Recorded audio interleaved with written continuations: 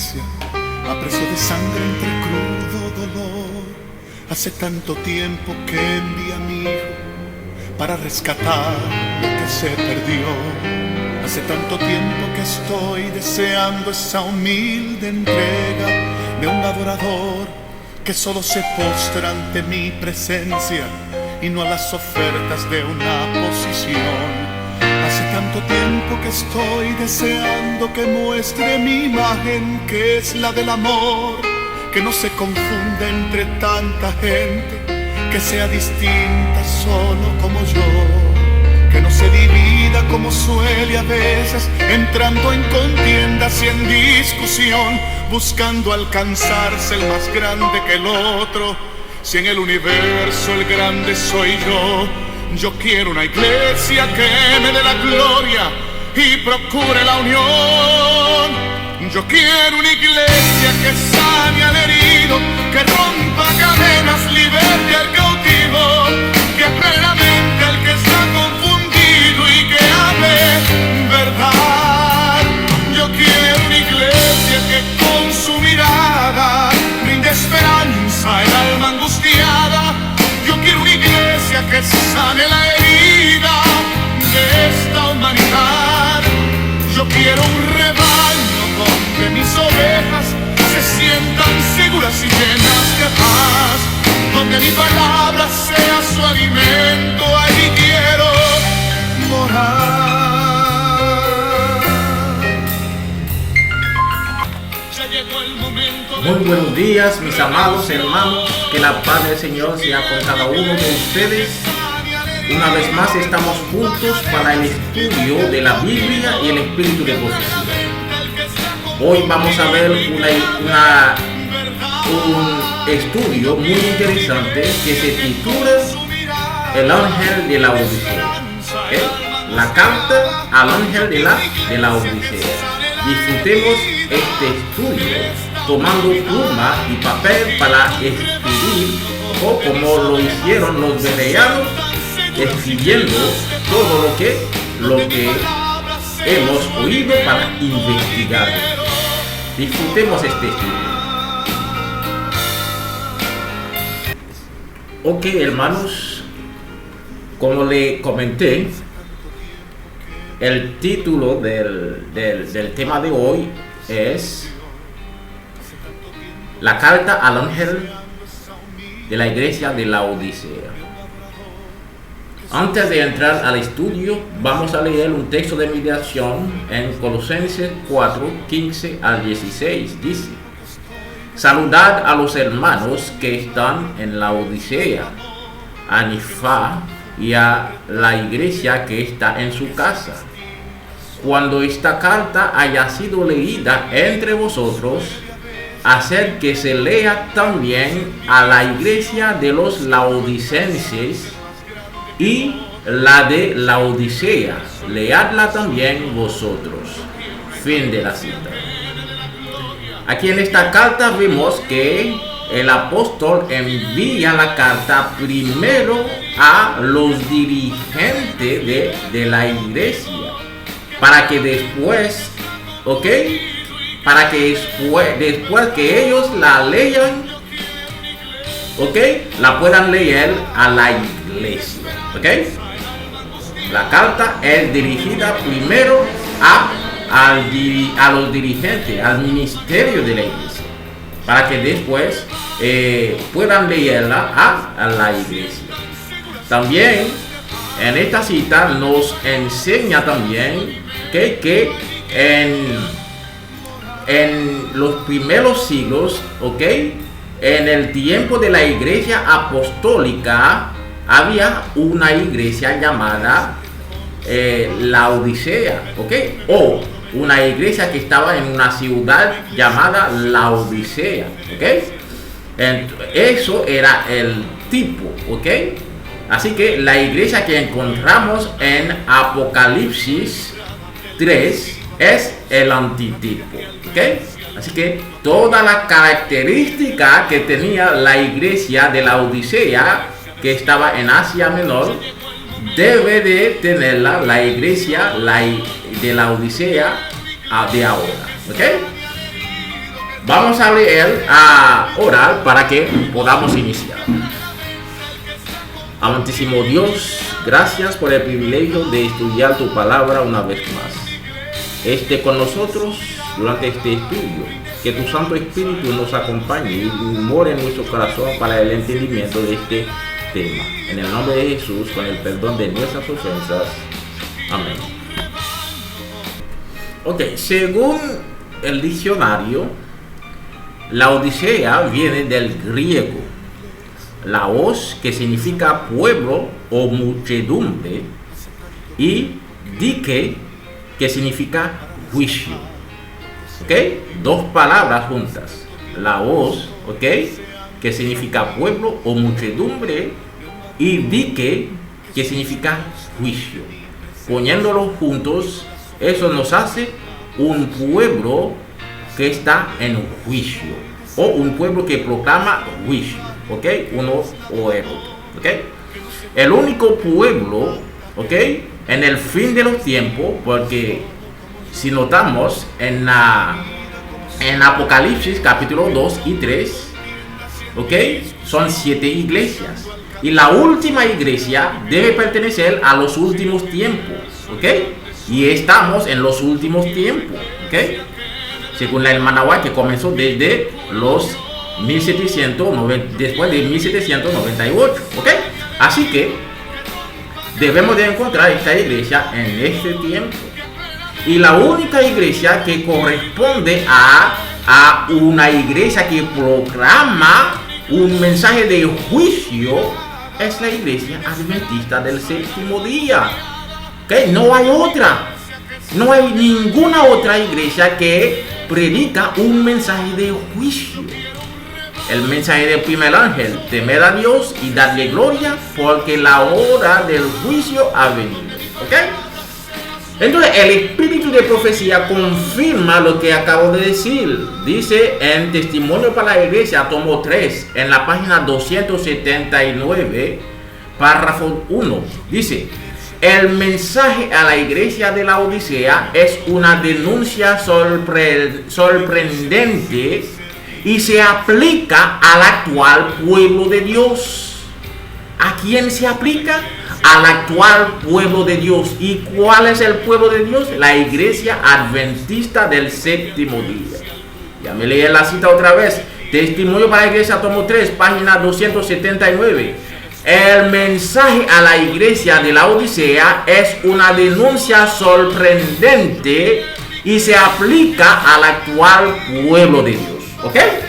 Así que, mis amados, debemos de estudiar esta carta enviada al ministerio de la iglesia, ¿okay? Porque nos concierne a nosotros también, ¿okay? Porque según hemos visto, nos concierne porque es a nuestra iglesia que se lo envió, ¿okay? Leamos entonces esta carta, ¿ok? En Apocalipsis capítulo 3, a partir del versículo 14 al 22. Leamos. Y escribe al ángel de la iglesia en la Odisea: he aquí el amén, el testigo fiel, el verdadero y principio de la creación de Dios, dice esto: yo conozco tus obras, que ni eres ni frío ni caliente. Ojalá fueses frío o caliente. Pero por cuanto eres tibio y no frío ni caliente, te vomitaré de mi boca. Porque tú dices: yo soy rico y me he enriquecido, y de ninguna cosa tengo necesidad. Y no sabes que tú eres un desventurado, miserable, pobre, ciego y desnudo. Por tanto, yo te aconsejo que de mí compres oro refinado en fuego para que seas rico, y vestidura blanca para vestirte, y que no se descubra tu vergüenza de tu desnudez, y unge tus ojos con colirio para que veas. Yo reprendo y castigo a todos los que amo. sé pues celoso y arrepiéntete. He aquí, yo estoy a la puerta y llamo. Si alguno oye mi voz y abre la puerta, entraré a él y cenaré con él conmigo. Al que venciere, le daré que se siente conmigo en mi trono, así como yo he vencido y me he sentado con mi Padre en su trono. El que tiene oído, oiga lo que el Espíritu dice a la iglesia. Fin de la lectura. ¿Okay? Entonces vamos a anotar algunos puntos en esta lectura para que podamos desarrollarlos en el tema. ¿Ok? Puntos para anotar. Primer punto. La carta se escribe al ángel de la Odisea. ¿Qué es el ángel de la Odisea? ¿Okay? Vamos a descubrir qué es el ángel de la Odisea. Si el ángel de la Odisea es diferente a la iglesia de la Odisea. ¿Okay? Vamos a ver qué significa esta palabra. Segundo punto. El mensajero se autodescribe. Vemos en la lectura que el mensajero, el testigo fiel, toma el tiempo de autodescribirse. ¿Por qué? Veremos por qué. Tercer punto.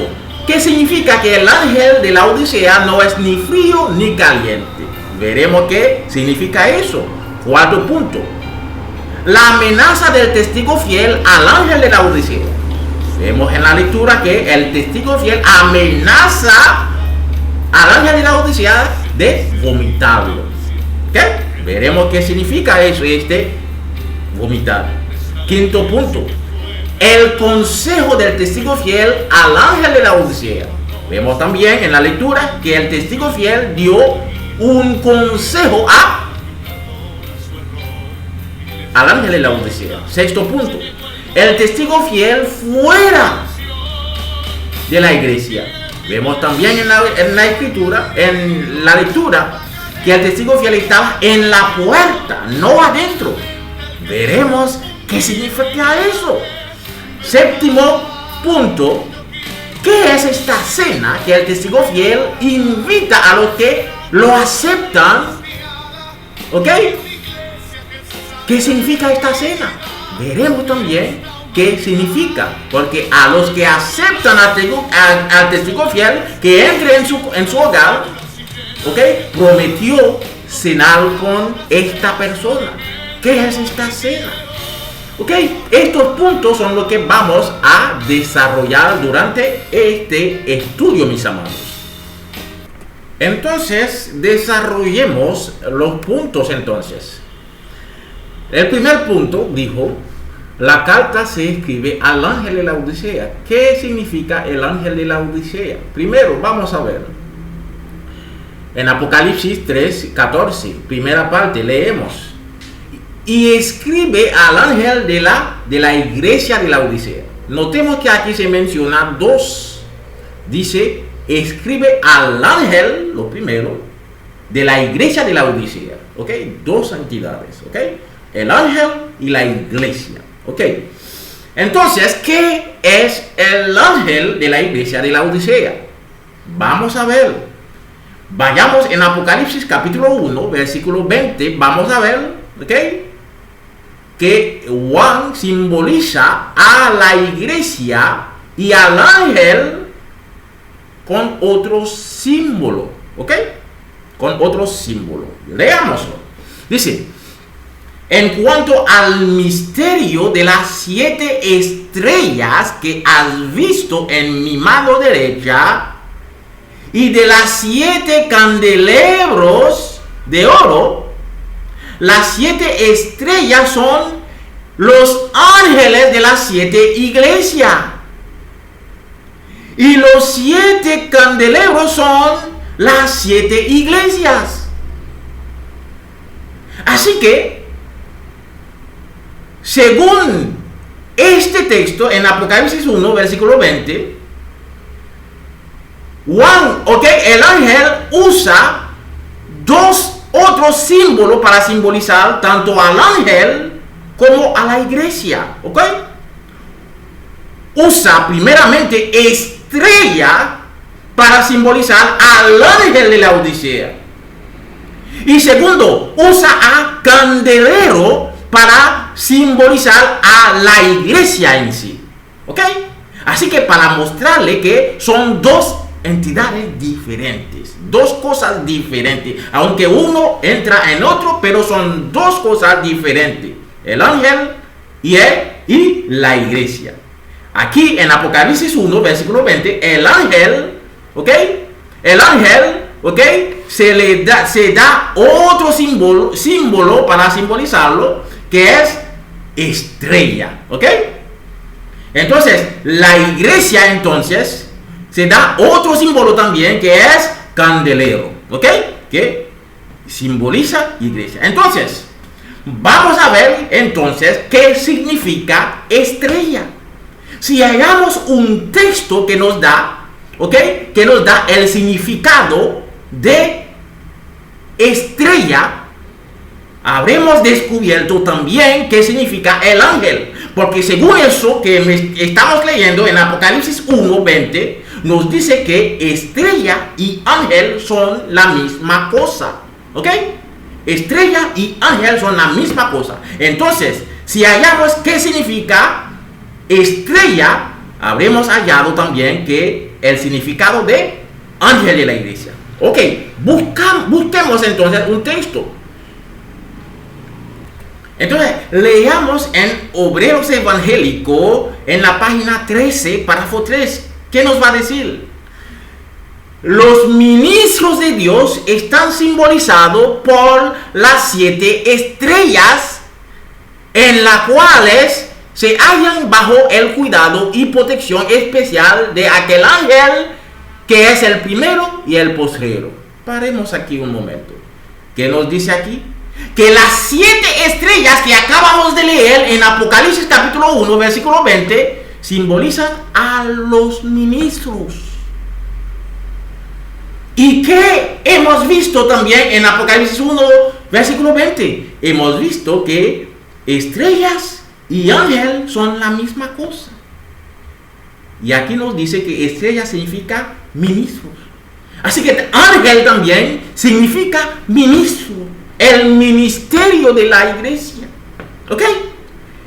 Cuando la carta se dirige al ángel de la iglesia, significa que la carta se envía primero al ministerio de la iglesia, a los dirigentes de la iglesia, para que ellos puedan leerla después a la iglesia en sí. ¿No hemos visto esto en el texto de meditación? La carta que Pablo envió a los dirigentes de la iglesia en la Odisea. Sí, así se procede Dios. Dios es un Dios de orden. ¿Ok? Si Dios sabe que la iglesia tiene un ministerio, unos dirigentes, debe enviar la carta primero a los dirigentes de la iglesia. ¿Ok? Así que cuando dice, ¿ok? Cuando dice el testigo fiel, ¿ok?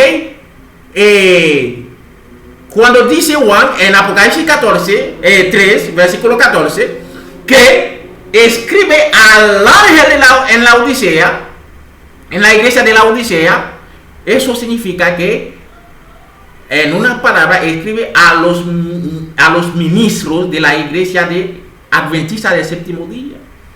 Significa, escribe a los dirigentes, al ministerio, a los pastores, a los ancianos de la iglesia de la Odisea, la iglesia adventista del séptimo día. En una palabra, así se dice.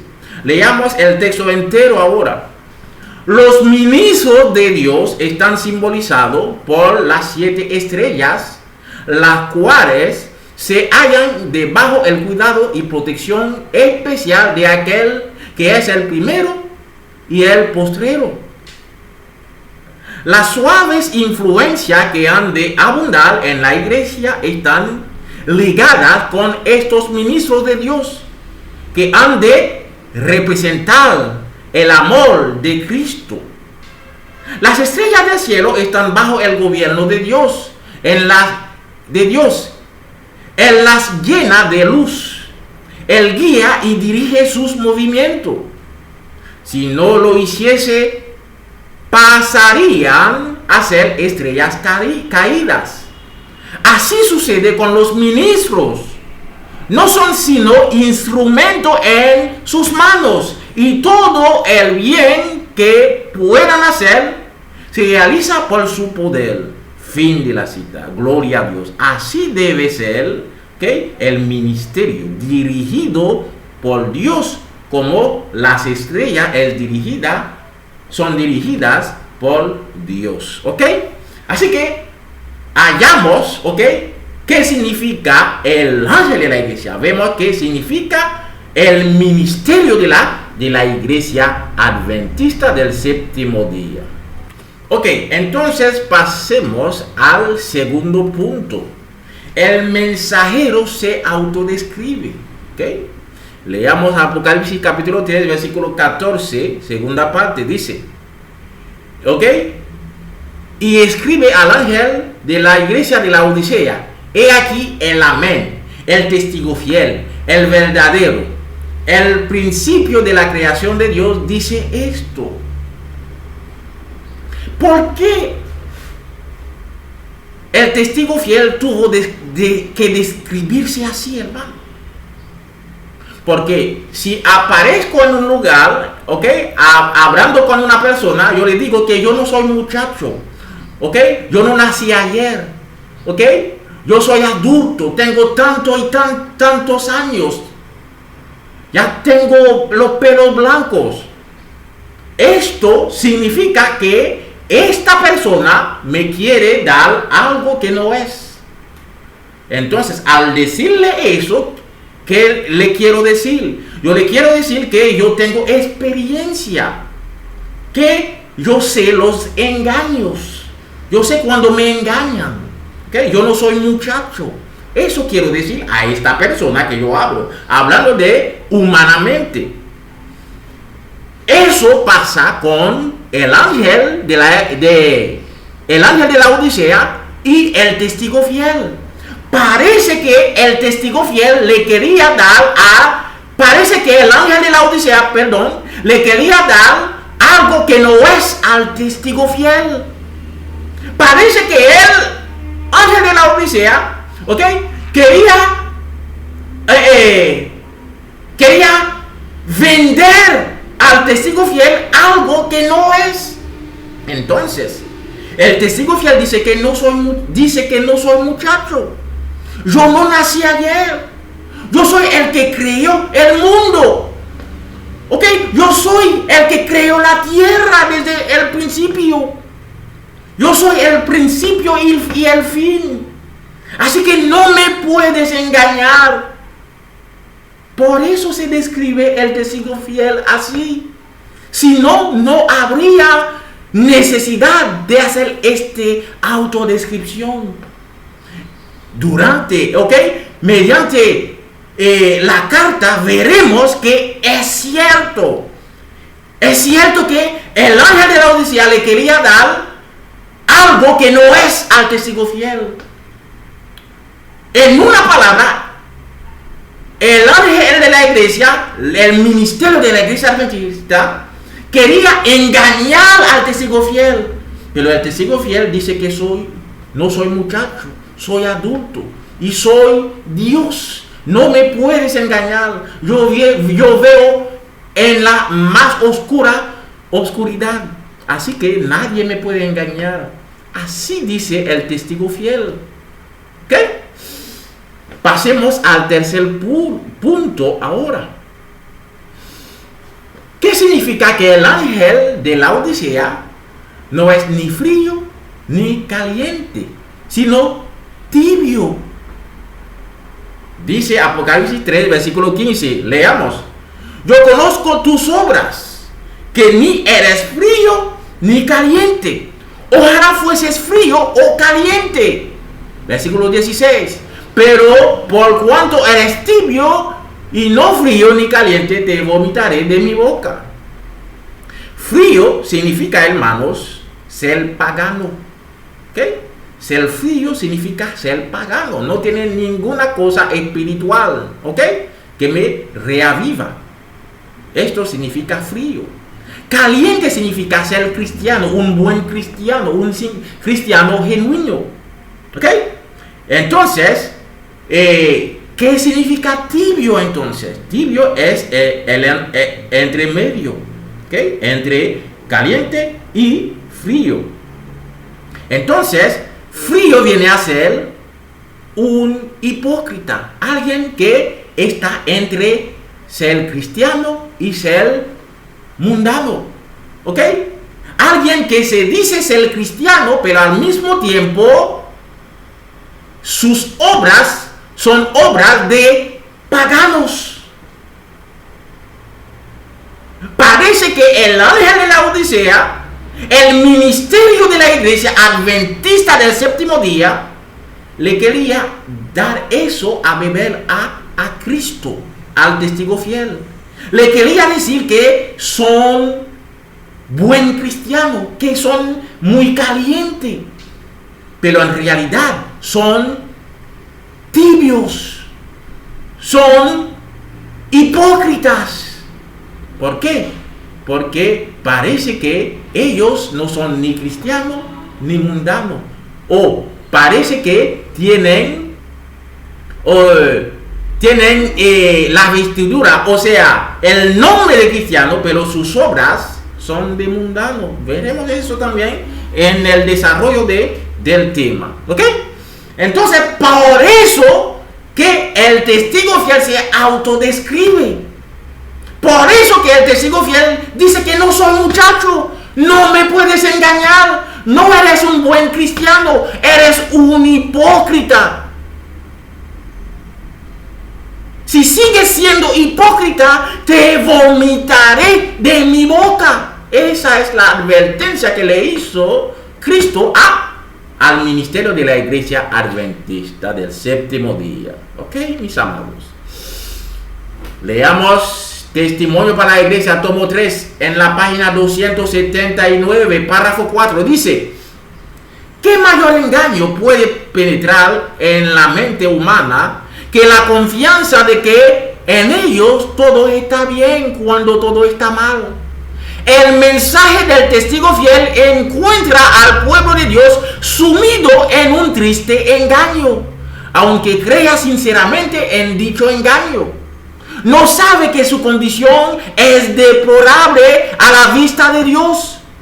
Aunque aquellos a quienes se dirige el mensaje del testigo fiel se lisonjean de que se encuentran en una exaltada condición espiritual.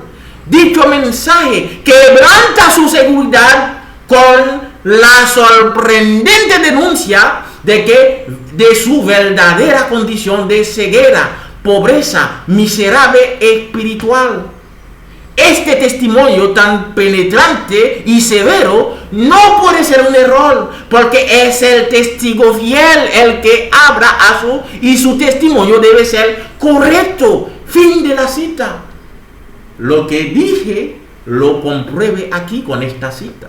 ¿Okay? El espíritu de profecía me comprueba que exactamente el ministerio de la iglesia quería engañar al testigo fiel, a Cristo. ¿Ok? Querían decirle que son buen cristianos, pero en realidad son hipócritas.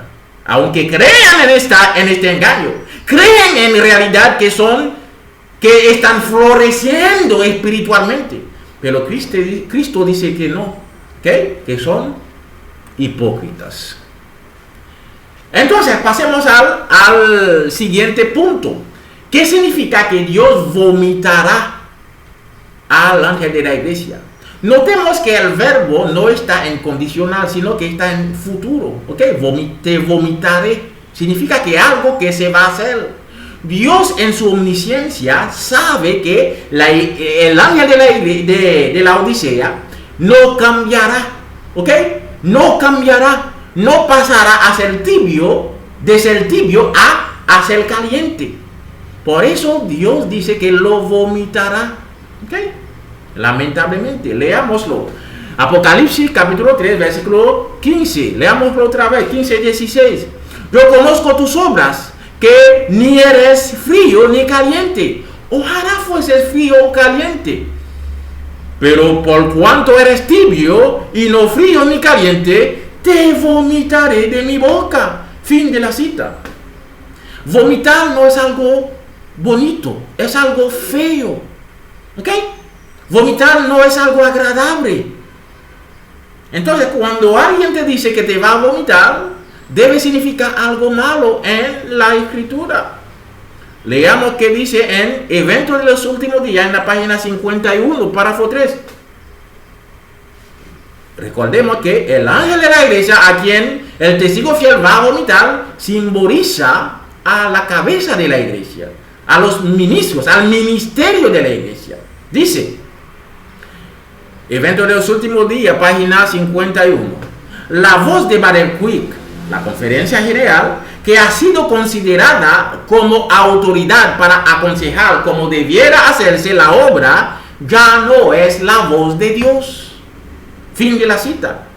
Así que la conferencia general no es la voz de Dios, ya no es. Antes sí lo era, cuando Dios aún no lo había vomitado, pero después del vómito de Dios, ya no es. En la página 52, párrafo 1, dice: han pasado algunos años desde que he considerado a la Asociación General como la voz de Dios. Ay, ay, ay. En el párrafo 2 dice: el hecho de que estos hombres debieran estar en un sitial sagrado, como si fueran la voz de Dios al pueblo, como creíamos que la Asociación General lo era, es un asunto del pasado. Fin de la cita. Así que, hermanos, esta cita dice que la conferencia general ya no es la voz de Dios. Se cumplió parcialmente después de que ellos rechacen al mensaje, ¿ok? En 1888. ¿Por qué dije parcialmente? Porque aún los que aceptan ese mensaje, que están dentro de este ministerio, pueden ser salvos. Aún los ministros que acepten al último mensaje pueden ser salvos. Así que el rechazo, el vomitar todavía no es completa. ¿Ok? No es completa. ¿Cuándo va a completarse? Si esto se va a completar al cumplimiento de Ezequiel 9, cuando Dios se levantará para purificar a su iglesia, purificará a los hijos de Leví, como dice en Malaquías capítulo 3, versículo 3. A los hijos de Leví, que significa el ministerio de la iglesia adventista del séptimo día. ¿Ok? Así que la iglesia tendrá un ministerio puro, ¿ok? Después de esta purificación, ¿ok? Libre de hipócritas. Testimonio para la iglesia, tomo 5, página 196, nos dice: aquí vemos que la iglesia, el santuario del Señor, era la primera en sentir los golpes de la ira de Dios. Los ancianos, aquellos a quienes Dios había brindado gran luz, que se había destacado como guardianes de los intereses espirituales del pueblo, habían traicionado sus cometidos. Habían asumido la actitud de que no necesitan esperar milagros ni señaladas manifestaciones del pueblo de Dios como en tiempos anteriores. Los tiempos han pasado, han cambiado. Estas palabras fortalecen su incredulidad y dicen: el Señor no hará ni bien ni mal. Es demasiado misericordioso para castigar a su pueblo. Así, el clamor de paz y seguridad es dado por hombres que no volverán a elevar la voz como trompeta para mostrar al pueblo de Dios sus transgresiones y la casa de Jacob sus pecados. Estos perros mudos que no querían ladrar son los que sientan la justa venganza de un Dios ofendido. Hombres, jóvenes y niñitos, todos perecen juntos. Fin de la cita. Así que en el cumplimiento de Ezequiel 9, ellos van a ser los primeros a sentir el golpe, la matanza de los ángeles que van a matar en la iglesia. Si no has visto todavía el tema, ¿okay?, le invito a que vaya a verlo. ¿Okay? El tema que se titula la purificación de la iglesia. ¿Okay? Aquí se habla de esta matanza que se va a hacer en la iglesia. ¿Okay? Así que ¿quiénes van a caer primero? El ministerio de la iglesia, los ancianos, los pastores, son aquellos a quienes Dios había brindado gran luz. Dios los puso como guardianes de la iglesia para vigilar. Pero ¿qué hicieron? Dijeron que Dios ha cambiado. ¿Ok? Dieron el clamor de paz y seguridad. Así que, mis amados, por eso que ellos serán los primeros. Y toda la gente en la iglesia que siguen a estos hombres ciegamente sin investigar también perecerán. ¿Ok? Entonces, seguimos leyendo en Testimonio para la Iglesia, tomo 5, en la página 77. Ahora dice: cuando los árboles que no llevan fruto sean cortados porque inutilizan la tierra, cuando multitudes de hermanos falsos se distingan de los verdaderos, entonces los que estén ocultos se manifestarán, y con expresión de alabanza en sus labios se alistarán bajo la bandera de Cristo. Aquellos que han sido tímidos y vacilantes en la iglesia llegarán a ser como David, dispuestos a trabajar y a arriesgarse.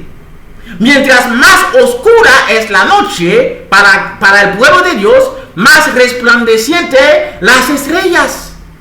Satanás acosará severamente a los fieles, pero saldrán más que vencedores en el Señor.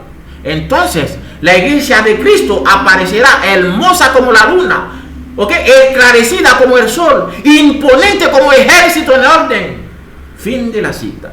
Así que, mis amados, es verdad que la iglesia tiene el ministerio corrompido. El ministerio de la iglesia está corrompido.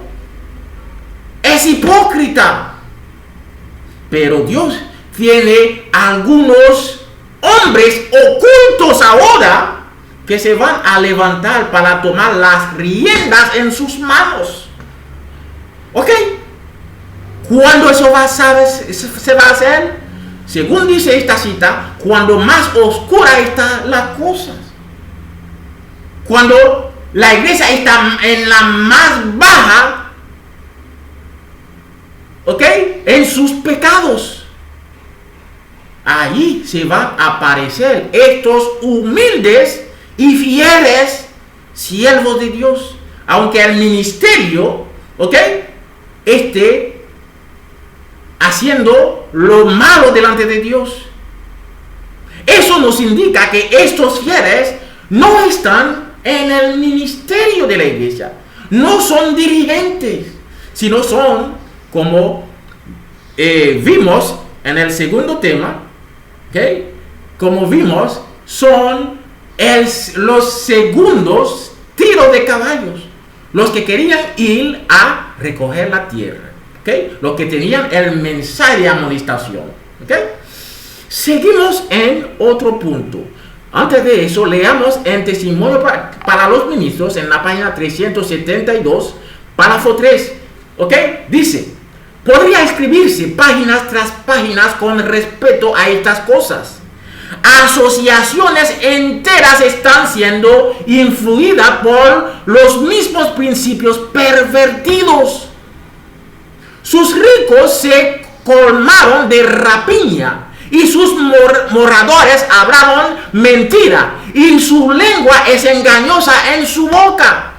El Señor obrará para purificar a su iglesia. Os digo en verdad que el Señor está por trastornar a las instituciones que llevan su nombre. Fin de la cita. Ay, ay, ay. Sí, Señor. Así es. El Señor trastornará a las instituciones, tanto conferencia general, tanto divisiones, tanto asociaciones, tanto misiones. Dios trastornará a estas instituciones que llevan su nombre y luego pasará por la iglesia para purificarla. Así el pueblo de Dios tendrá otro ministerio. Así los hijos de Leví, el ministerio de la iglesia será purificada, como dice en Malaquías capítulo 3, versículo 3. Seguimos con otro punto. El testigo fiel describe la verdadera condición del ángel de la Odisea. Apocalipsis capítulo 3, versículo 17 dice: porque tú dices que yo soy rico. Eso es la cosa que quería dar el ángel de la Odisea al testigo fiel, diciendo que yo soy rico, diciendo que una cosa que no es. Leamos: porque tú dices yo soy rico y me he enriquecido y no necesitas de ninguna cosa, y no sabes que tú eres un desventurado, miserable, pobre, ciego y desnudo. Fin de la cita. Ay, ay, ay. Así que eso es el engaño, hermanos. El ministerio de la iglesia quería vender a Cristo su grandeza, su riqueza espiritual. En realidad, Cristo les dijo que son pobres espiritualmente. Son pobres. ¿Por qué? Les dijo que son desventurados, miserables, pobres, ciegos y desnudos. Entonces, ¿qué hizo el testigo fiel? El testigo fiel, eso me gusta con Dios. Dios no te deja en un limbo para no saber qué hacer. Es verdad que Dios te dice tu condición, pero Dios te da una puerta de salida. Dios te da una oportunidad de cambiar, mientras que la gracia abunde todavía. Pero ¿qué va a hacer el ángel de la Odisea? No va a cambiar. Por eso Dios vomitará completamente en el cumplimiento de Ezequiel 9. ¿Ok?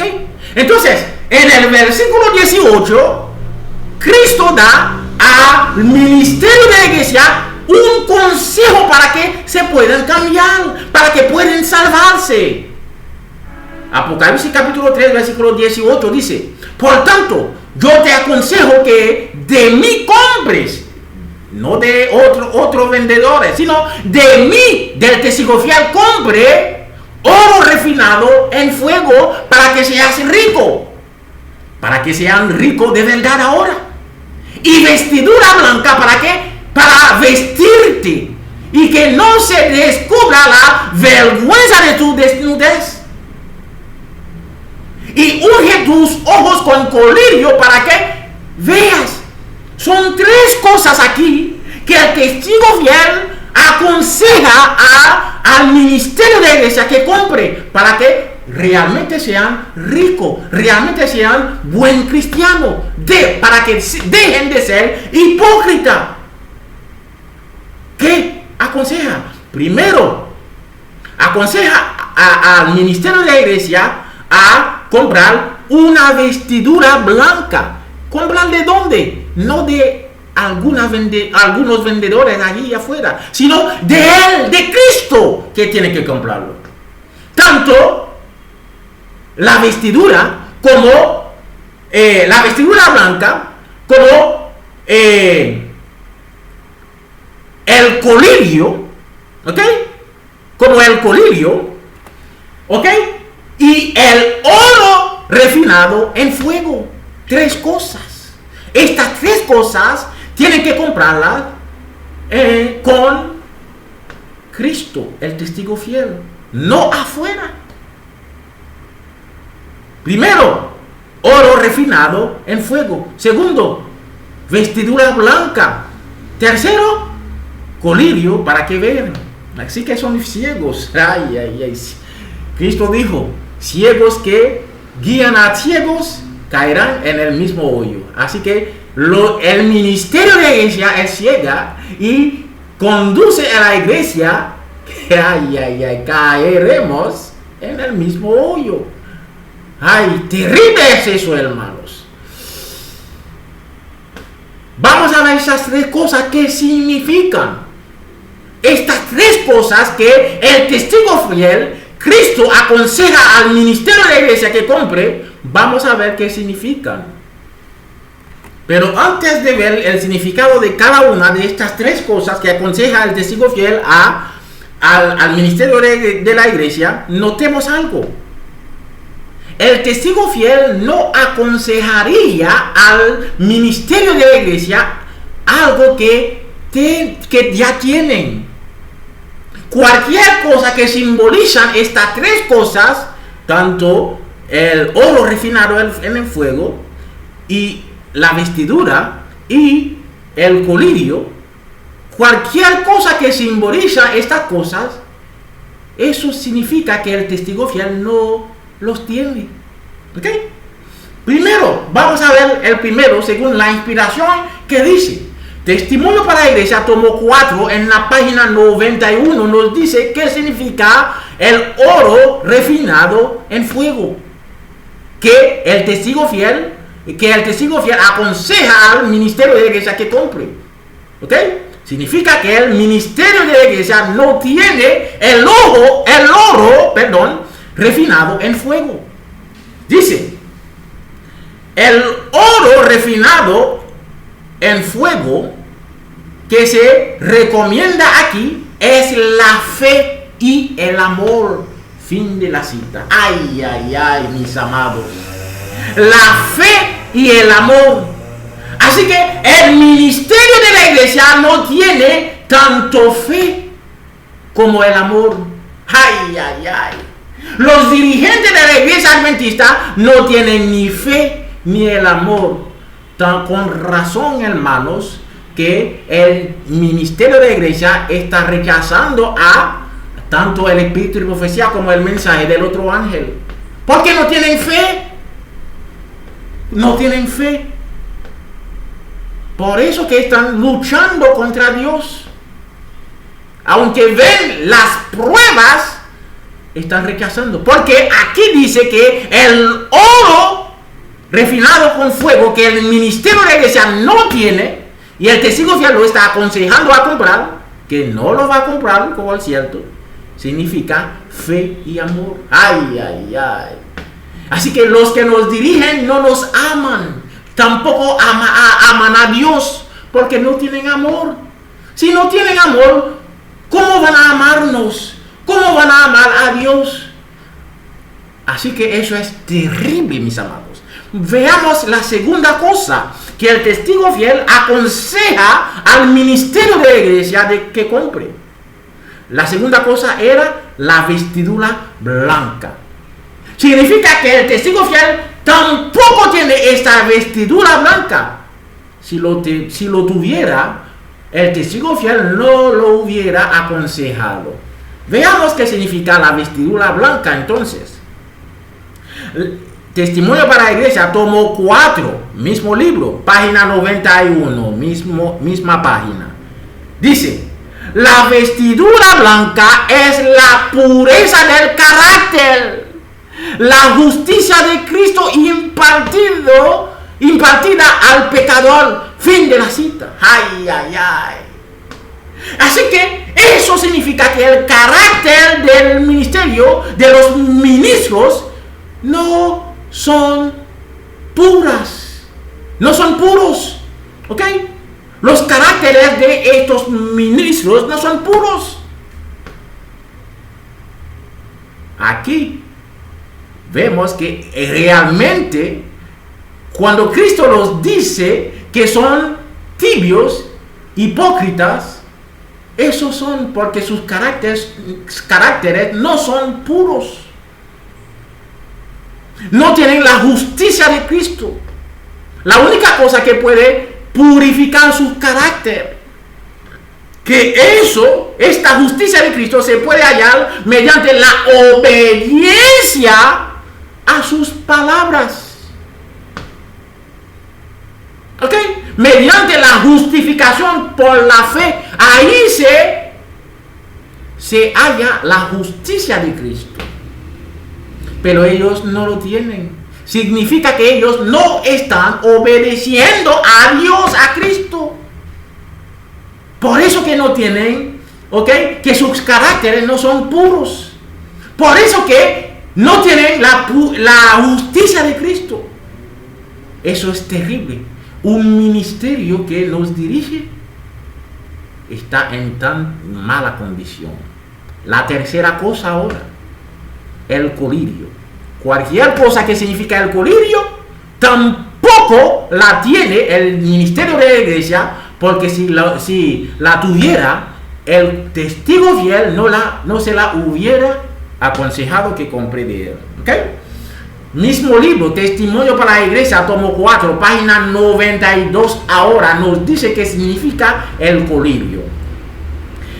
Dice, el colirio es aquella sabiduría y gracia que nos habitan para discernir entre lo malo y lo bueno, y para reconocer el pecado bajo cualquier disfraz. Fin de la cita. Ay, ay, ay.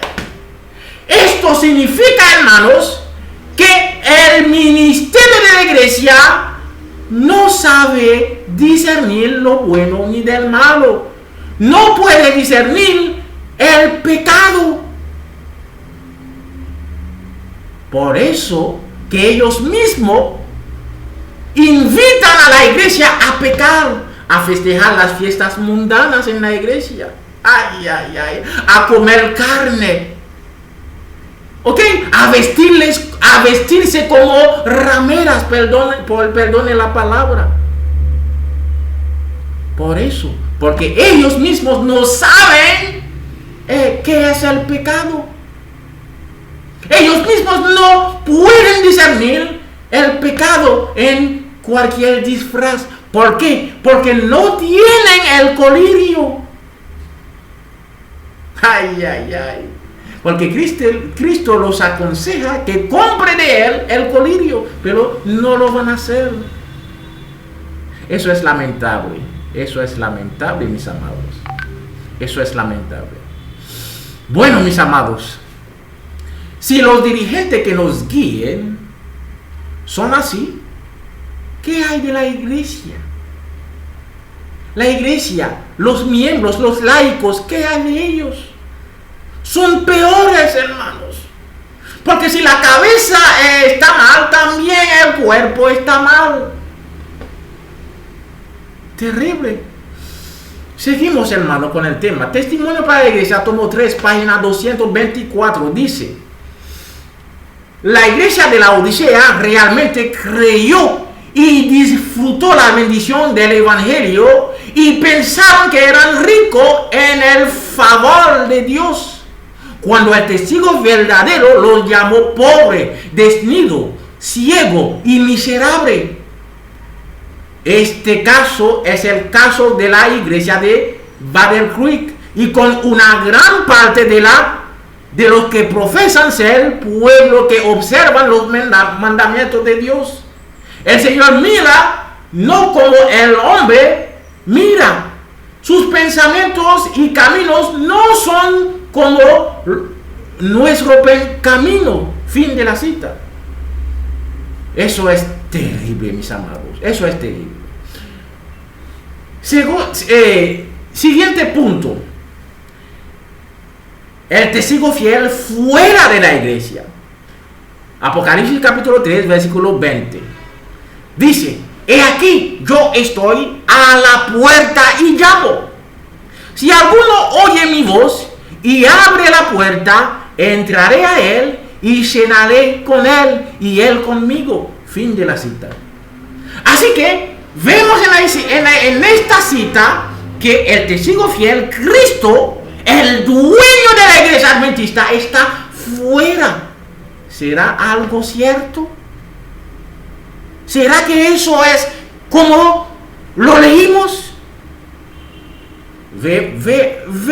Veamos qué dice el espíritu de profecía de eso. Evento de los últimos días, página 50, párrafo 1, dice: la iglesia se encuentra en el estado laodicense. La presencia de Dios no está en su medio. Ay, ay, ay. Terrible, mis amados. Leamos una vez más este texto. Evento de los últimos días, página 50. La iglesia se encuentra en el estado laodicense. La presencia de Dios no está en su medio. Fin de la cita. Mis amados, si la presencia de Dios no está en el medio de la iglesia, ¿quién está ocupando este lugar? ¿Quién está ocupando el lugar de Dios que debería estar dentro de su iglesia? Pero lo echamos afuera. ¿Quién está en su lugar? El testimonio de Cristo nos responde. Testimonio para la iglesia, tomo 5, página 195, párrafo 4, dice: en el tiempo en que su ira se manifieste, en el tiempo de Ezequiel 9, con castigo, estos humildes y consagrados discípulos de Cristo se distinguirán del resto del mundo por la angustia de sus almas. Estos son los que tienen el último mensaje, expresada en lamentaciones y lloros y reproche y amonestaciones, mientras que otros procuran arrojar un manto sobre el mal existente y excusar la gran impiedad que prevalece por doquiera. Los que tienen celo por el honor de Jehová y amor por las almas no callarán para obtener el favor humano. Sus almas justas y afligen día tras día por las obras y conversaciones profanas, y los impíos son impotentes para detener el torrente de la iniquidad. De ahí que se lloren de pesar y alarma. Lloran delante de Dios al ver a la religión despreciada en los mismos hogares de aquellos que han tenido gran luz. Se lamentan y aflijan sus almas porque en la iglesia hay orgullo, avaricia, egoísmo y engaño de casi toda clase. Ahí viene lo que esperamos. ¿Quién está en la iglesia si Cristo no está en medio? Sigue diciendo: el Espíritu de Dios que inspira la reprensión es pisoteado, mientras triunfan los siervos de Satanás. Dios queda deshonrado, la verdad anulada. Fin de la cita. Ay, ay, ay.